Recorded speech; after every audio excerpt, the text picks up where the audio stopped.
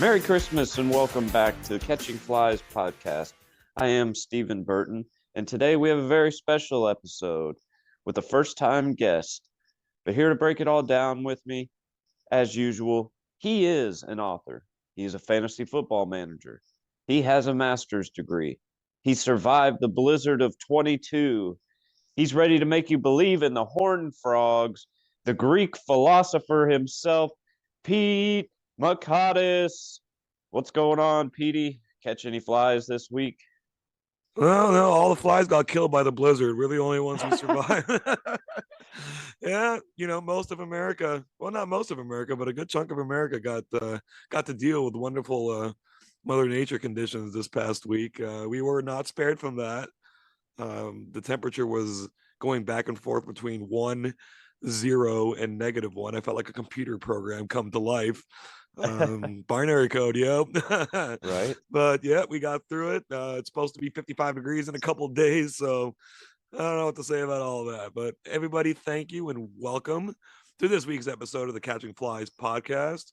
We do have a bit of a special episode today. We are going to get in and get down and get dirty with this college football playoff that's set to kick off on Saturday, on New Year's Eve on Saturday. And it's been a weird season. It's been a fun season for us.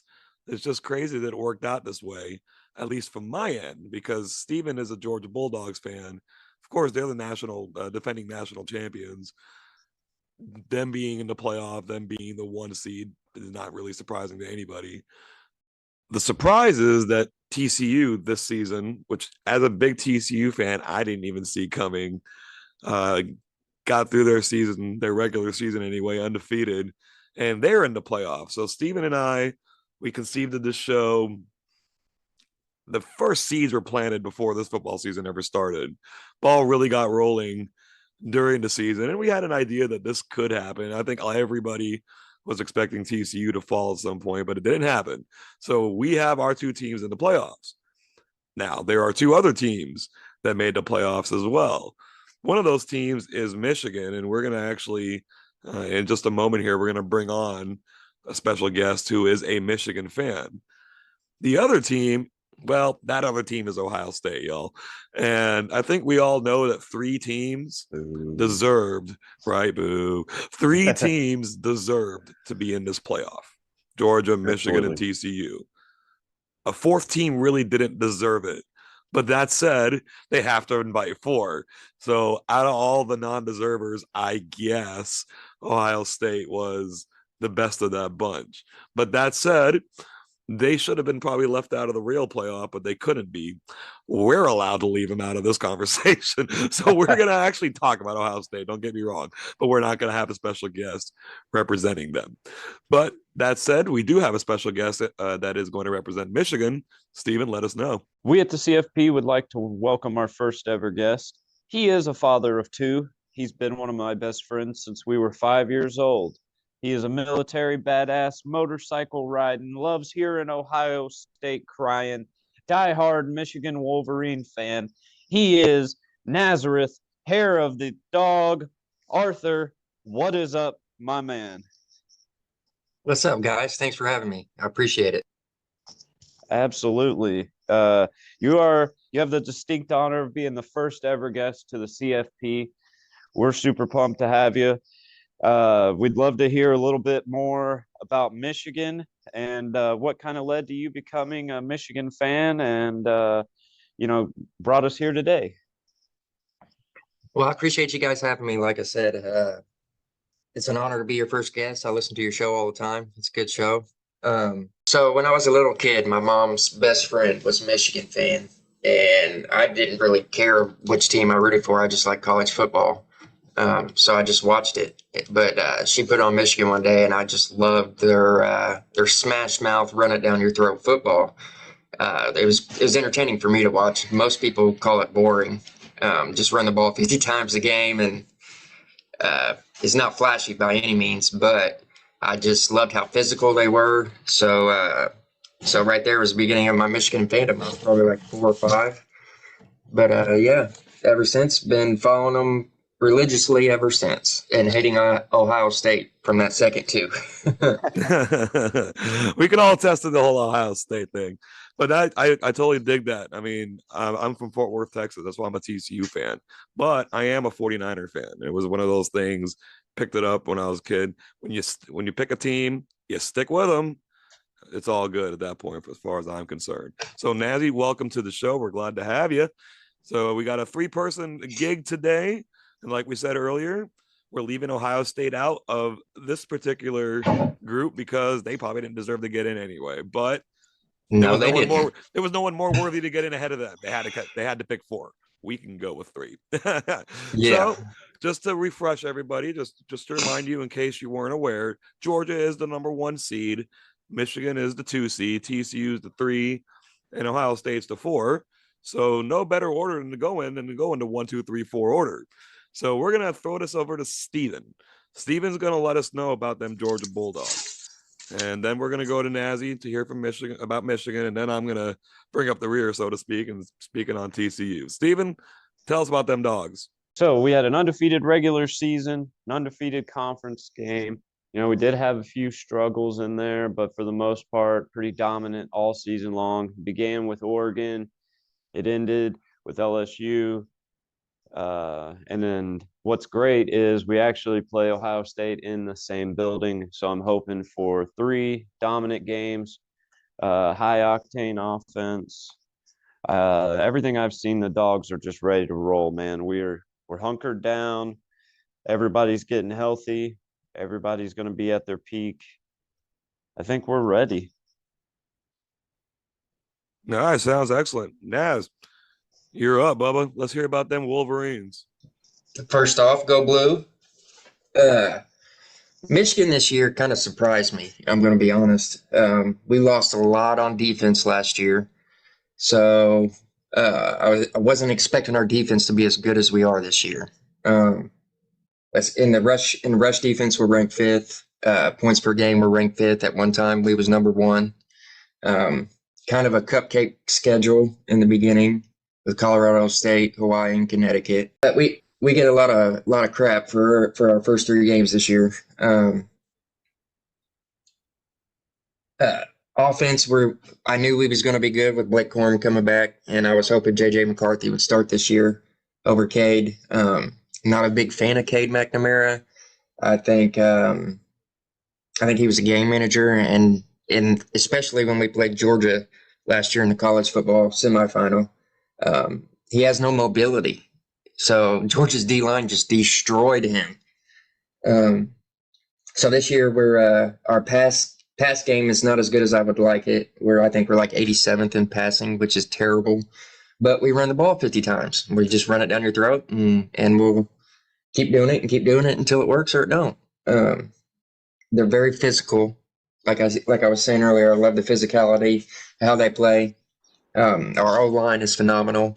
Won the Joe Moore Award for the 2nd year in a row, first team to ever do so. Over my dogs for the 2nd year in a row, might I add. That's right. 13-0 for the first time in history. I think is Georgia 13-0 for the first time in history as well? We were undefeated last year, but we lost in the SEC title game. So we've never been 14-0, 15-0 would be a first. Okay. So that's what we're playing for. And real quick, while you brought me back on it for a second, I wanted to say McCarthy, he really did change Michigan's landscape. He's a great quarterback. He's brought element that McNamara definitely didn't have, and it turned this team into a championship team for sure. Yeah, I agree.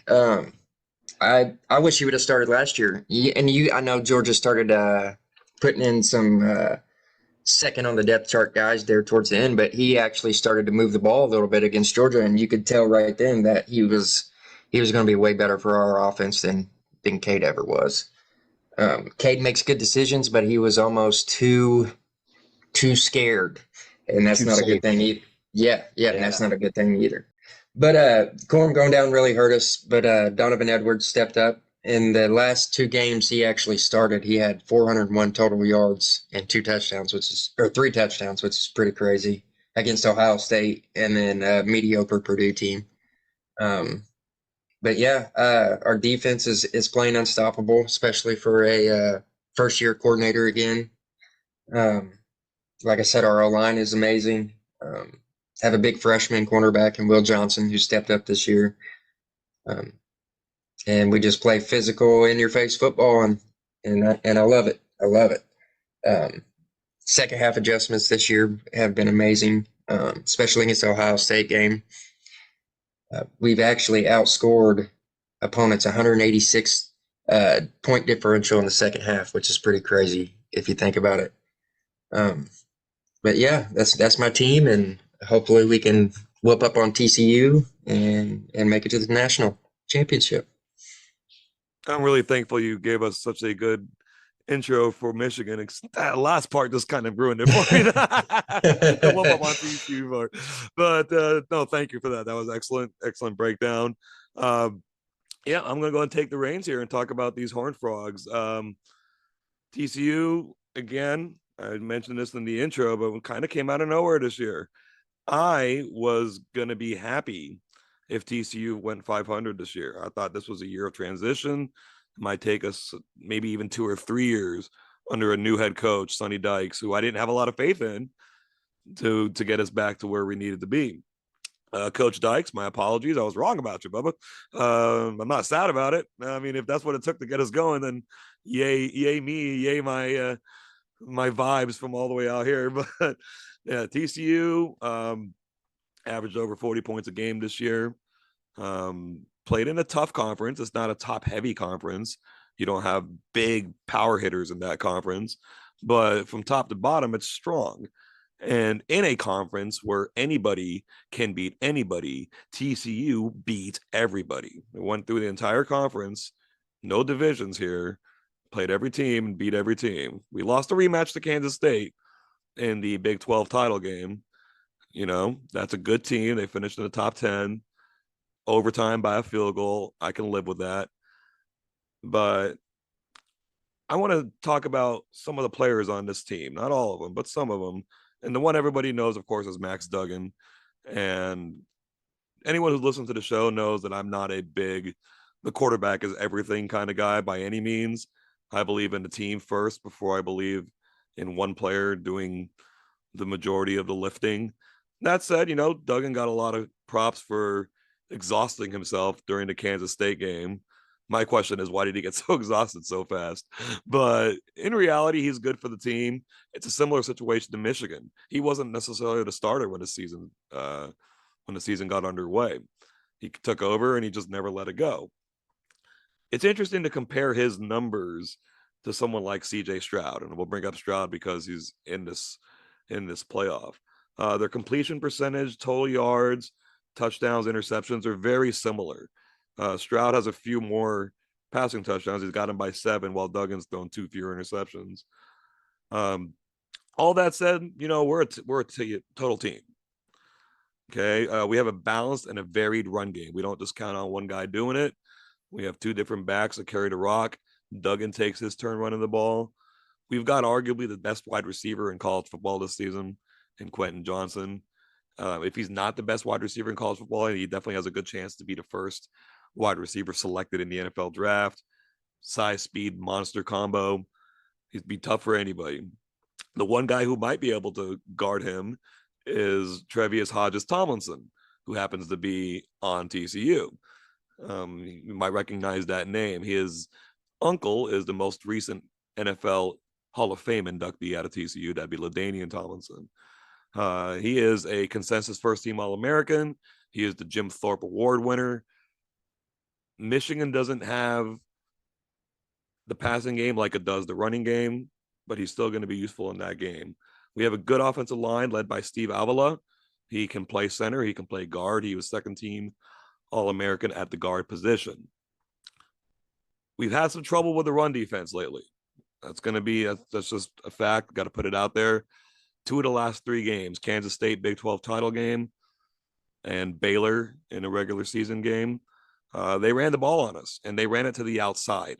And the reason for that is TCU's defense, if it's lacking something, it's speed. And if you can get on the outside tackles, get a pull block out there, you have a chance to break some big running plays. And that is the concern for me as a TCU fan going into this playoff. Our run defense does need to step up to give us a chance to advance any further. I'm going to get on the soapbox now and talk about how TCU is underrated all season. Some interesting facts. Went through and checked it out. 4 different players from the TCU football squad have Wikipedia pages. Ohio State 20, Georgia 23, Michigan 27. It took 4 weeks this season at 4-0 before TCU finally got 1 vote in the AP poll. We're not talking about getting ranked. We're talking about getting 1 vote. It took a week for the coaches to start giving them votes. So I guess the coaches do pay more attention to the game than the sports writers do. We talk about recruiting classes. Over the last 5 years, and I'm choosing 5 years because that's about the approximate time that these players will be on the field. You know, some of them left early, obviously, and whatnot. But over that 5-year stretch, Georgia has averaged the number 2 recruiting class. That puts them actually number 1 on the overall average, ahead of Alabama. Ohio State comes in 3rd. Michigan comes in 12th. TCU comes in 27th. Over the last 5 years, our recruiting classes on a whole have ranked below Stanford. They have ranked below Wisconsin. They have ranked below Nebraska. They have ranked below Florida State. They have ranked below North Carolina. They have ranked below Miami. They have ranked below Oklahoma. They have ranked below Texas. We're in the playoff. These guys aren't. TCU does it where the big boys play, so to speak. And I'm proud of these guys for pulling that off. You know, it's easy enough to get that number 1 recruiting class year in, year out and get to the playoff, you know? I shouldn't say easy. It still needs to be done. It still needs to be executed on the field.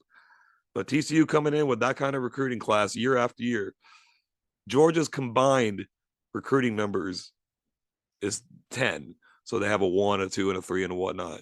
Whereas TCU's average recruiting class is at 31.6 over the past 4 years, including barely making the top 50 last year. So I understand TCU is the underdog. I know they are. I'm happy about that fact because there's nothing to lose here. We had a great season. No one saw it coming. Everyone still expects us to fall flat on our faces. Can't pretend like I don't think it might happen. It could happen. It could have happened at various points during the year. But these frogs are ready to go. They have been denied the playoff more than once. They have been denied a BCS championship game more than once. This is the time. And for all the TCU fans out there, we've earned this moment. We're going to go out there and take advantage of it to the best of our abilities. Lots of respect for the teams in this playoff. But TCU is ready to go. So, all that said, yeah, we do have a 4th team in this playoff. Ohio State's a 4th team, and each of us is going to take just a brief moment to talk about that team, all coming from a unique perspective. Stephen's coming from the Georgia perspective. They got to play. Nazi coming from the Michigan perspective. They have played. And me coming from the TCU perspective, which is we hate Ohio State. So, Stephen, give us a little blurb on Ohio State, just your biggest impressions about them. First off, it's hard not to notice their quarterback. I mean, another Heisman Trophy finalist, elite pocket passer. Everyone's projecting him to be top 5, top 10 pick, most likely. And with a great quarterback comes a high-octane offense. Luckily for Georgia, Smith Najigba is out, and their starting running back is out as well. But this team, I didn't want to face them. I was hoping for, as a Bulldogs fan, TCU or USC, just because the offense is so potentially potent. if, on any given day, anybody can beat anybody, but on any given day, that offense can go for 400 yards and put up major points. So elite offense, okay defense, and I'll dive deeper into that, when we get to the predictions aspect of the show. But this is a dangerous team that is very capable, and it's going to come down to how they handle the pass rush and protect Stroud. All right. And I didn't mean to take my 2 cents here, but if you want a TCU, we're going to give you that chance, hopefully, in the championship game. Right. All right. So that's the perspective of needing to play Ohio State. Natty, your Michigan Wolverines not only played Ohio State this year, but beat them pretty good. Beat them last year, too. Tell us about them from that perspective. For the past 20 years, I think we won maybe 4 times against Ohio State. So beating them 2 years in a row feels amazing. Their fan base is the worst, always talking crap. And, well, rightfully so. Like I said, they've won 16 out of, 20? But beating them 2 years in a row, and the way we beat them, we won this year by like 21 points, I think. Last year was about the same. But my perspective on Ohio State, I hate them, but I'm also a realist. When C.J. Stroud can set his feet, he's one of the most accurate QBs in college football. He can drop a dime anywhere. And it's not hard to do when you've got great receivers like Marvin Harrison Jr. and Egbuka. And last year they had Njigba, but he's not playing this year. But I have noticed when you rush Stroud, he's soft. He gets rattled really, really easy. And especially in the second half this year, once he gets rattled, it's almost like he can't recover. So our D-line, I think we only got like 5 or 6 hurries on him in the second half, maybe 1 sack, and it was enough to mess him up. Their D-line is really good, I think, especially their edge and Harrison. Great middle linebacker and Tommy Eichenberg. And like Stephen said, they have one of the most high-powered offenses in college football. But I think they're soft. I think if you get in their face, they just back down. And their defense this year, their first-year coordinator is from Oklahoma State. Can't think of his name. But it seemed like he didn't make very well second half adjustments. He kept loading the box because we're running team, and we made him pay for it, and he just couldn't get back on track. But they're a good team, but I don't think they should be in the college football playoff. It's hard to disagree about them not being worthy of being in, but the 4 teams got to get in. And out of the teams that didn't make it, out of the top 3, I am loath to admit Ohio State, quote unquote, deserves that 4th spot. Yeah, they had the best resume. Yeah. So now speaking as a TCU fan, obviously we don't have the direct rivalry with Ohio State the way Michigan does. So a Michigan fans' level of hatred for Ohio State is going to be a little different than mine. But man, TCU's got gripes with Ohio State going back to 2014 when TCU were co-champions of the Big 12. There was no Big 12 title game back then. And Ohio State basically or Wisconsin, I should say, let Ohio State roll over on them in the Big 10 title game, which snuck them into the playoff, a spot that either TCU or Baylor deserved. Of course, Ohio State wound up winning the title that year, which made it even worse, which made it feel like TCU had a chance to do the same. But this is a fact coming out of me at the beginning of the season, picking a national champion, picking a Heisman Trophy winner. I picked Ohio State, and I picked C.J. Stroud. And the reason I did that, very simply, I thought the Big Ten was kind of a weak conference outside of Michigan and Ohio State. Maybe Penn State could make some noise, but I didn't think Penn State could beat either of those 2 teams. So my idea was that they were going to go and play Ohio State and Michigan. The last game of the season would be a battle of undefeateds, and the winner of that would guarantee a spot in the playoff. And the game being in Ohio State, I thought Ohio State would win that game. So big old stamp on the forehead. You were wrong, Pete. Michigan easily won that game. Now, Ohio State still snuck into the playoff, so I technically can be accurate in my prediction for them winning the title. I'm not going to discuss whether I think they will or not. That's coming up later, but they have a squad, of course they do. They're Ohio State. Their backups are 3-4 star players, maybe even some 5 stars sitting on the bench. Who knows? They've got recruiting advantages over almost everyone over the last 5 years. Literally, Georgia and Alabama are the only two teams that have had better recruiting numbers than Ohio State has over that course of time. And it is those players that have them in this championship playoff. So obviously they got a squad. I mean, Stephen and Nazi did an excellent job of breaking down a number of their players, but they are not to be overlooked. As much as we don't like them, part of the reason I don't like them is because they've been good. So their resume says not a playoff team. Their roster says playoff team. So we're gonna see how that goes. All that said, everyone, thanks for sitting through the team breakdowns. Now we're gonna go down into the game breakdowns. So Steven gonna get the floor to himself on this one because we don't have an Ohio State representative on this show because we didn't want one. So Steven's gonna let us know about Georgia versus Ohio State semifinal. It's gonna be the second of the two semifinal games. I guess this is considered the more marquee matchup. Which objectively, of course, it is. So they're going to put that on the later start time, heading right into the new year. That game goes any length of time, like overtime, where I think it's going to cut right into the ball dropping. So, Steve, tell us about it. We got Georgia versus Ohio State. Go. Yep, this Saturday at 8 p.m. prime time. Everyone's going to be watching.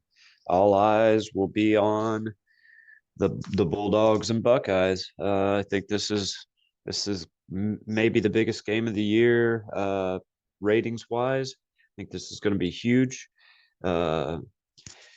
Overall, I think there's a few keys, few tells that will determine this game. The number one thing is going to be Ohio State's defensive front stopping the Georgia Bulldogs offensive attack, and that's running the ball. That's getting the ball to Brock Bowers, the best tight end in the country. We got everybody healthy, so we got no excuses. We're going to be running some smash mouth football. I think we copy what Michigan did against Ohio State, and that's run the ball down their throat and try to bust one. If Ohio State plays man-to-man defense like they did against Michigan, we will bust some. I guarantee it. Our running backs are too good. So Ohio State's really, like Nazi said, they're pretty soft in certain aspects. They're going to have to play tough, and they're going to have to get turnovers. That's going to be the key. If Georgia comes out and Stetson Bennett throws 2 interceptions, or they get a couple of interceptions and a fumble or two, like Ohio State could easily win this game. Personally, I feel like we're going to come out, control the game. I think our defense is one of the top 2 defenses in the country, and we are going to get to Stroud. Another weakness Ohio State has is their offensive line interior. They do have Paris, who's going to be a first-round tackle, but their guards and centers are pretty weak, and that is Georgia's strength. We send a lot of A-gap blitzes with the Mike linebacker going right over the center, basically. And when you got Jalen Carter clearing the way, it's going to be some huge holes. I think Jalen Carter shows everybody why he is the top pick in the draft, and at worst, top 3 pick in the draft. He's going to flat out dominate these Ohio State boys. And I think our secondary is a little young, but we do have veteran leadership at safety. Chris Smith, All-American. I think there's going to be some great matchups with Keely Ringo, Marvin Harrison. And I just think Georgia's the more physical team, the bigger team, the faster team, the stronger team. This is going to sound a little silly, but I could see this game getting out of hand early, kind of like what Georgia did to LSU, 35-10 at halftime. I could see this being a 42, 49, 10, 49, 14. I could see it like that. But if we do not pressure Stroud and get to him, or at least make him move his feet and, be on the move throwing the ball, it could be a long day for Georgia. The same in the same aspect. Like we held Tennessee in check in that high-powered offense. Their offense is similar but different to Ohio State's. It's very up-tempo, go, go, go, a lot of bombs, but the scheme's different. I'm not going to dive too deep into that, but it is a little similar. We got to shut them down. We got to get to Stroud, and if we do that, the Dogs advance 100%. I think the crowd, the game's in Atlanta. It's not technically a home game, but it's 45 minutes to an hour away from Athens. It's going to be a home game for the Dogs. And Ohio State's going to have to overcome the noise, overcome the crowd, overcome just the best team and the defending national champions in the country. So to me, this is all Dogs. All right. Thank you, Stephen. And our Ohio State perspective. Oh, exactly. There is no Ohio State perspective. I just love reminding myself. Sorry if I'm not anyway, Ohio State, you're in the game. Good for you. All right. So the other semifinal game, when we say other, I guess we mean other because it's considered the lead-in, not so much the main event. But I think it has the potential to be the better game, the more competitive game potentially. The first game on the Saturday slate for New Year's Eve will be Michigan versus TCU. So Naz and I are going to have a little discussion, a little debate. It's going to be friendly because we cool like that. But, it's pretty clear. I want his team to lose and he wants my team to lose. But we're going to talk about this matchup. First, Naz, let me ask you a question. Do you recall TCU playing Michigan in football? Because I can't. I actually looked at this yesterday. I'm pretty sure we have never played. Okay. So this is a unique matchup, as unique as it gets. So we both talked about our teams in a isolated way. We got to talk about this matchup now. What is your perspective, Naz, about when Michigan has the ball on offense and TCU's on defense? What do you see Michigan trying to do? They're going to do what they've done all year. Like I said, it's not flashy, but they're going to try to run the ball. Run the ball. I have noticed that TCU plays a lot of 3-3-5. And then I did hear this week that Coach Sonny Dykes said he was going to force J.J. McCarthy to beat you guys, which I think is the smarter play. If you guys stay in 3-3-5 the whole game, I see it getting out of hand with Donovan Edwards running on you guys. Sometimes we send 2 tight ends plus all our lines, so we'll have like 8 blocking 6, and that's never good. And as you mentioned earlier, as you mentioned earlier, running the sweeps and around the ends. If you get Donovan Edwards in space, man, he's like a rocket. But I wanted to say to you first, Pete, that I'm very impressed with TCU this year, especially Max Duggan. Like you said, their receiver Quentin Johnson, he's a really, really good, big physical guy. I even like their running back Keandre Miller. He's really good too. Well, thank you for that. I don't necessarily, I don't complain about how late people got onto the party, but I guess whenever the compliments do come, it is good to hear. I underestimated Michigan this year. I did. I thought probably potentially 2 losses this year. For sure, I thought they would lose to Ohio State. I thought they could even lose to Penn State. So y'all have had an amazing season. There is no question you belong in the playoff. None way. Even if Purdue beat you guys, you were still in the playoff. Stephen and I talked about it on a previous show. Purdue not being the strongest competition, still the resume was there.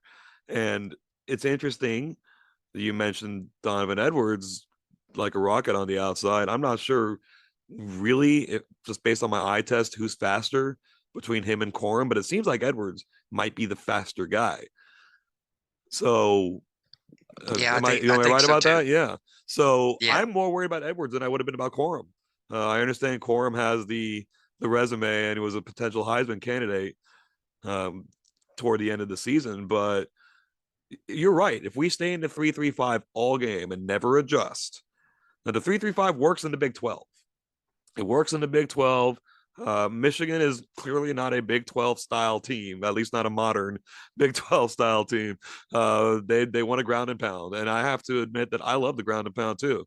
My favorite football score is 21-14 or 17-13. I love low scoring quality defensive games, not sloppy offensive games, but quality defensive games. And your head coach used to be my head coach as far as the NFL goes. I know how Jim Harbaugh is.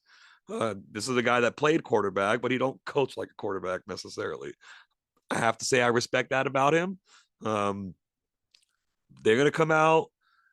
If I do like Dykes saying that McCarthy, I'd rather be beat by McCarthy. If Michigan's offense is going to beat us, I'd rather they throw it on us against our Thorpe winning cornerback, our solid secondary. Our front six speed, our front seven speed is not up to snuff. It just really isn't. So I don't know if we can get a 3 and out in the first quarter, if we can at least force a couple. If we can get out of the first quarter and not giving up any points, I'm gonna be happy. I'm gonna be sitting in a place where I can foresee very good things happening. Other side of the ball now, we're talking about Michigan's defense and we're talking about TCU's offense. Michigan did lose.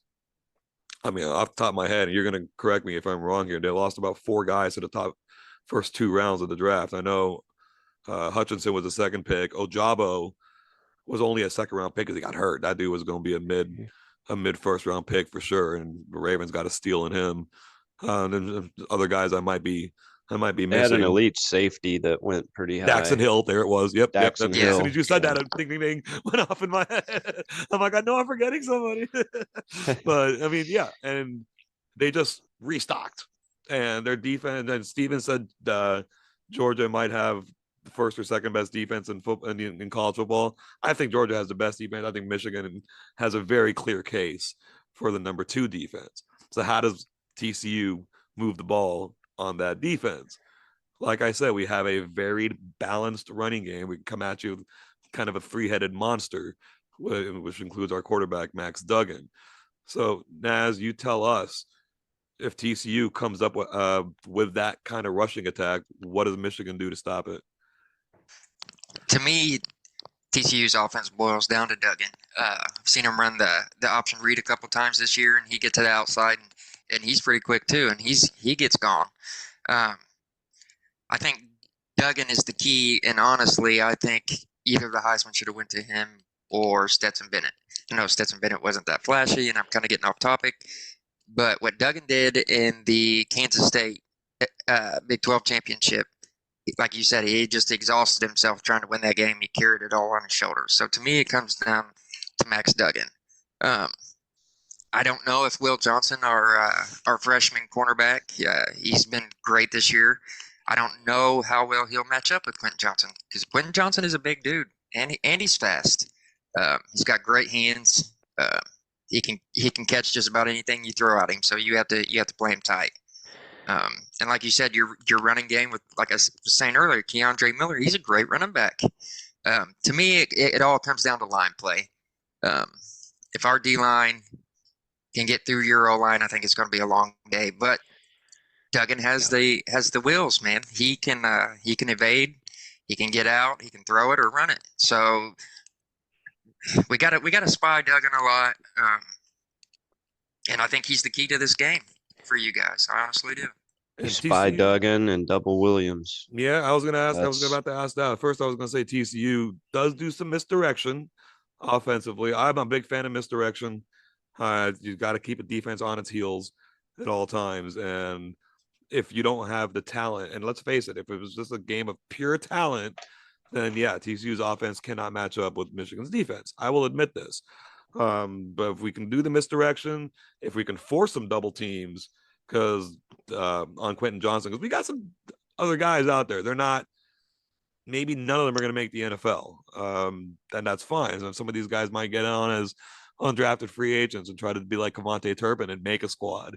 It would have been nice to have him this year. But anyway, do you find that Michigan should, I'm going to ask you this. Do you think they should double team Quentin Johnson, or do you think it depends on how the game starts off and then they make that adjustment to double team him? I think they should wait. TCU is a great second half team, and so is Michigan. I think we should just come in and try to play our game, and just see where the keys fall. I'd say we're probably going to end up in the second half having to double team Quentin Johnson because, like I said, he's massive, he's physical, and he can catch anything you throw at him. He's probably a top 10 pick. Yeah, he's great. He's a great wide receiver. Yeah. And the funny thing is that TCU trailed 6 of the last 9 games and come back to win. So that proves right there that they're a second half team just like us. Your coaches are phenomenal on making them second half adjustments, just like our team. I think this is probably the better of the 2 matchup as far as the teams go. I think between Georgia and Ohio State and Michigan TCU, I think our teams are more alike than I would care to admit. But we got to stop the big plays too, man. TCU has 19 plays of 50 or more yards. 19. That's for touchdowns. Yeah. That's number 1 in college football, man. So they got the firepower. They're a good football team. I think a lot of people are writing them off early, like you said. But you guys got great coaches who develop players. When you get 3, 4-star players and you can develop them, to me that's better than just getting a 5-star player. Look at Texas and A&M this year. Best recruiting class. Right. Terrible record. So I think it's going to be a really, really good game, man. Like I said, I think it comes down to the line and quarterback play. If Duggan can get them misdirections and get out on the end, he's got the potential to win the game for TCU. I hate to say it, but he does. All right. So that was that semifinal breakdown. There's one thing you may have all noticed here that we didn't discuss, and that was actual predictions. So we're saving that for right here. We're going to go in the same order. We're going to start with Stephen. Stephen, if you don't mind, predict both of these semifinal games for us. Give us a score if you want. No big deal. Predicting scores is always a fun thing because you never get it exactly right, hardly, but it's fun to do anyway. So I'll leave it up to everyone else to decide whether or not they want to provide scores. But Stephen, you got Ohio State versus Georgia. Pick us a winner and a little bit of why, and TCU Michigan, a winner and a little bit of why. All right, starting with my dogs, I think we do get to Stroud. I think we pressure him all day long. We Jalen Carter's just a man, and I think he's going to make Stroud have a very, very bad day. I'll take the dogs. Let's do 42-10, 42-14. I think it could get ugly. I think we're going to try to score hot and heavy in the first half, and then just take the air out of the ball and run the ball hardcore in the second half. Just try to keep everybody healthy until next week, where we will play the Michigan Wolverines. I believe Michigan will force a turnover or 2 against TCU, and I think Michigan will end up winning that game. They're just a more physical team. They've been at this stage last year. They've learned from it. TCU's never played under the biggest lights, so to speak, and you got to know they're going to be nervous. They've never played in front of this many people before. They never had this much the game mean this much, and I just think Michigan's going to get a turnover or 2, and TCU is going to have a tough time stopping the run. And I think play action could be a huge, huge factor for Michigan with McCarthy, because he's a good young quarterback. And I think Michigan's just a little too much for a very, very strong, just great team for like TCU this year. TCU's just a year or 2 away. They got to keep stacking classes, and and they'll be back. But I think this year it's Michigan and Georgia in the college football championship. All right. Thank you for that perspective, Stephen. Naz, let's send it over to you. Let's pick each game. You start whatever order you want. I figured Stephen wanted to go with Georgia first. Maybe you want to go with Michigan first. I don't know. You do your thing. Let us know what you No, think. no, I'll start with the Georgia game. I have Georgia beating Ohio State, and I haven't beaten them pretty handily. I'd say more like a Georgia 41, Ohio State 27. Like Burton said, I think Jalen Carter's just way too much for that O line, and he gets to Stroud, and like I said, he's soft. So I think it rattles him, and I just don't think they can recover. I think it's going to be kind of a shootout in the first half, and then Georgia just going to run away with it. As far as Michigan versus TCU, this game has me nervous. I'm not going to lie. Just because TCU plays so well as a team, they overcome all kinds of stuff to get where they're at. First year head coach coming like we did last year, coming from not even being ranked to making it to the college football playoff. That's an honor in itself. But I think our second half adjustments are a little better than TCU's coming in, and I think it's going to be Michigan 34, TCU 24-27. So I think it's a pretty close game, and I think it comes down to the fourth quarter. So yeah. All right, excellent. Thank you. I guess we're kind of unanimous about what's going to happen in this first game, Georgia, Ohio State. Not that we're just all picking Georgia. That's one thing. We're all picking Georgia to win by a fairly substantial margin. I've got this at 38-17 to Georgia. We're talking about CJ Stroud here, and this comp has come into my head a little bit, and then today's conversation has crystallized it. He kind of looks like Sam Bradford did to me at Oklahoma, except of course with a little bit more running ability. I mentioned that because Bradford was a little soft too, and Bradford always had this. I like to call it the Manning face when it does it looks like something's not going well for you. It's just like he looked like he was out of the game, and Oklahoma, they never went anywhere with Bradford at quarterback. I mean, of course, they made it to the BCS title game, but they never really had a chance there. And again, I picked Ohio State before the season to win the title, and I think they have the roster to do it. But this Michigan defense, we're all going to say his name. I'm going to say it too. Maybe he'll show up. We're talking about Jalen Carter here. He's going to be able to wreck those boys. And if he shows any semblance of wrecking them boys, they're going to have to pay more attention to him. And then Georgia's got dogs, pun intended, all over the field on that defense. So I actually see Georgia scoring a defensive touchdown in this game, whether it be an interception return or a fumble return. I feel like the fumble return might be more likely. I could see them actually recovering a fumble like in the end zone or something. All right, so the other semifinal game, of course, this is the one I'm looking most forward to as a fan of TCU. Everything that Naz said about Michigan is true.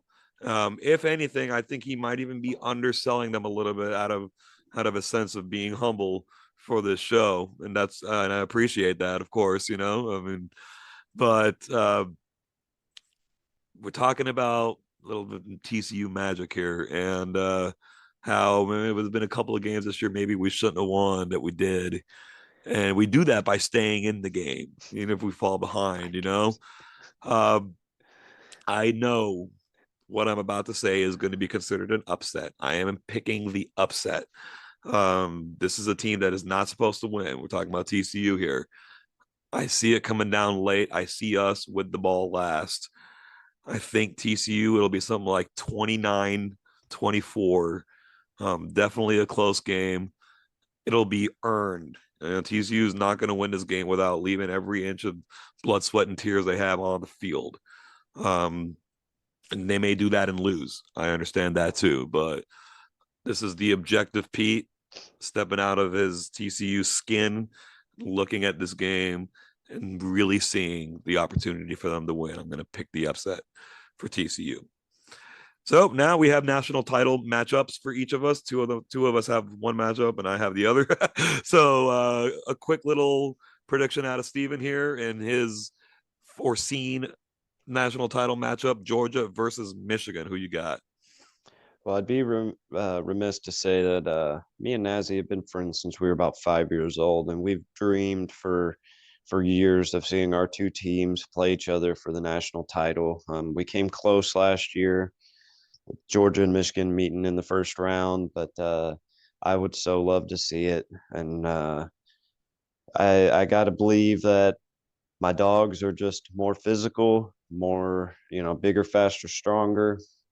And I don't know if, even though Joe Moore gave his award to Michigan for the second year in a row, I don't see any O-line stopping Georgia's defensive front. And I think we would eat McCarthy for lunch. So I'm taking the dogs all the way. I think it'd be like a 34-24, maybe a 41 30 30 game, around there. I think Georgia wins by 10, though. I think this is just our year. We got too many leaders, too many seniors, too many grown men that are, going to be going to the NFL. So we got to enjoy it while we can. We go for 2-22, and we go back to back, baby. Yeah, all right. Excellent. Naz, you have the same matchup, Georgia versus Michigan, coming at it from the other side. Who would you pick in that game? Like he said, we've been hoping for a Georgia Michigan national championship for a long time. This game has got me all kinds of messed up because, of course, I want Michigan to win. Sure. Haven't won a national title since 1997. It's about time. And this team is special, but I actually have Georgia going back to back, and I have the score at 34-31. I think it's going to be a close game. I think McCarthy's legs make it a better game than last year, and we definitely wanted that rematch from last year. But I just think Georgia's too much to overcome, man. Like Stephen said, they have so many five-star players and so many great players. I think, like I said, it pains me, but I think they pull it out. I think the biggest matchup problem for Michigan would be stopping Brock Bowers, Darnell Washington. I think that would be the key for Georgia to win. So, but yeah, this would be a dream for us, and I really hope it pans out this way. It'll be a lot of fun. Y'all can just call me Dream Crusher then, because I'm picking. I've already picked a different. I picked a different matchup for this game. I haven't known Stephen nearly as long, but it would be interesting to see when our teams face off for the national championship. I do have TCU versus Georgia, and we're talking about TCU and the clock potentially striking midnight. I would think that in this matchup, TCU will come out and shock the world and lose by less than 50. I mean, let's be honest. I'm going to be honest. I got to be honest. Okay, I love my boys. The clock would probably strike midnight sometime in the second quarter in that game. First of all, for TCU to beat Michigan would be a Herculean task unto itself. I don't know what that would leave us, what state that would leave us in. Probably not the best state. Georgia would take advantage of that. I would think if TCU played Georgia in the semifinal, there might be a slightly better chance to pull that upset, but to have to play them in the final doesn't leave a whole lot of room for error. And I look at it something like Georgia 44, TCU, I'd say 27. And I just think that the only reason I give them that many points, Georgia has a tendency to take its foot off the gas in the fourth quarter. I could see us being down something like 37-10 before we make the score look a little bit more respectful. I hate to say that. It would be a successful season. It would not end well. I would not feel good about it. But looking back on it, it would seem okay. So it's funny. We all picked Georgia to win, and Naz and I both pick our team to lose to Georgia in the championship game. That's just respect to Georgia. Hey man, you got all those recruiting classes. That's one thing, but you get them on the field and you get them playing. That's another. I mean, I mentioned a whole bunch of teams that were ahead of TCU in recruiting that aren't anywhere near this game. So to put those classes together is one thing. You got to have the coach. We've gone through this whole preview without saying the name Kirby Smart, and to have him out there leading those dudes, back-to-back national championship. Yeah. That's part of my belief too. You give Kirby Smart 30 days to prepare for a team, he's going to be ready for Ohio State. And then, where you'll get basically 9 or 10 days to prepare for the national title game. I just fully believe in Kirby Smart's game planning, and I just don't see how, unless Georgia beats Georgia, they don't win at all, honestly. So, but I think like you were saying, Pete, you guys picked the upsets and picked against your team, but we're trying to really give our honest, fair opinions on how we see it realistically playing out. And I hope we've given the crowd that. I mean, I'm so looking forward to it. Either way, I get to watch my team play, as long as we beat Ohio State, that is, against one of my best friend's favorite teams. So it's a win in my book, regardless. It's going to be a lot of fun. The absolute, to quote Stone Cold Steve Austin, bottom line here is none of us want to see Ohio State at any point in this playoff. The only reason I'd even care to see Ohio State is that it would give TCU a better chance to win. That's it. And that's just because Georgia's so loaded. But that's an excellent sentiment, Stephen. I definitely appreciate it. I'm 100% sure Naz does too. Sure. So, guys, thank you for joining us for this program. Absolute round of applause. Thank you, Naz, for joining us on this program. You are our first guest. One day when we're just absolutely on top of the world, you'll be the answer to a trivia question. But of course, Right. we get that far. I'm sure you're gonna be appearing on us again at that point too. So you'll be an easier one to answer. But we thank you for being on. It's cool that we were able to find not just a Michigan fan, but a knowledgeable one, and one that definitely contributed to our presentation today. So thank you very much, Bubba. Thank you guys. Like I said, I listen to your show all the time, love it, and it's an honor to be on here, and I sure appreciate it. Yeah, thank you. All right, Thank you.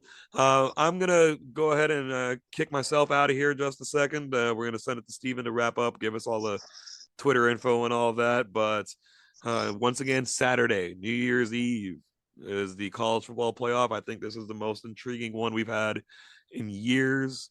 I guess part of that might be because my team finally got invited. Thank you, committee, for inviting us finally. But And no Bama. and No Bama. no Bama, no Clemson is great. And I used to not have anything against Clemson, but Dabo's kind of tweaked me the wrong way here lately. So that's a whole show unto itself. But all that said, yeah, no Bama. And, we have some Bama fan listeners. We do. We love you. We do love you. We don't love your team, but we love you. But I'm going to send this over to Stephen. Thank you, everybody, for joining us on the Catch Applied podcast. Steve, take us home. Yes, you can follow the podcast on Twitter. The handle to get it is Catching Flies W1. And you can find me on Facebook or Twitter, Stephen Burton. Pete's on Facebook. The show's on Spotify and YouTube. We try to drop it every Tuesday afternoon, free of charge. We'd appreciate any likes, shares, follows, subscribes. You all know the shtick. Just like it all. We appreciate it. It helps us a lot. It helps get us to bigger and more market, so help grow the show. We appreciate it. We love you. Go catch a fly.